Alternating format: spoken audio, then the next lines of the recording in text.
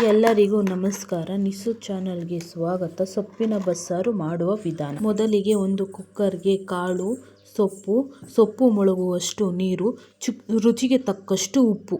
Cooker ಮುಚ್ಚಳ ಮುಚ್ಚಿ 2 whistle ಕೂಗಿಸಿಕೊಳ್ಳಬೇಕು. ನಂತರ ಬಾಣಲೆಗೆ ಜೀರಿಗೆ ಹಾಕಿ ಫ್ರೈ ಮಾಡಿಕೊಳ್ಳಬೇಕು.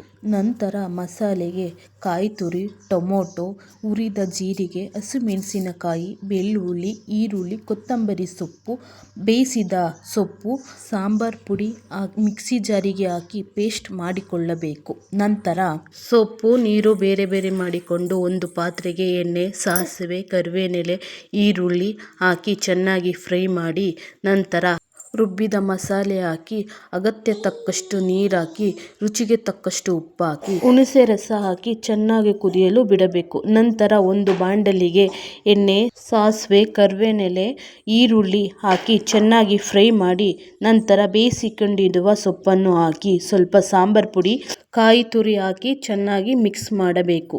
ಬಸ್ಸಾರ್ ರೆಡಿ ಮುದ್ದೆ ಜೊತೆ. ಹೀಗೆ ನೋಡ್ತಾ ಇರಿ, ನಮ್ಮ ಚಾನಲ್ಗೆ ಸಪೋರ್ಟ್ ಮಾಡ್ತಾ ಇರಿ. Thank you so much.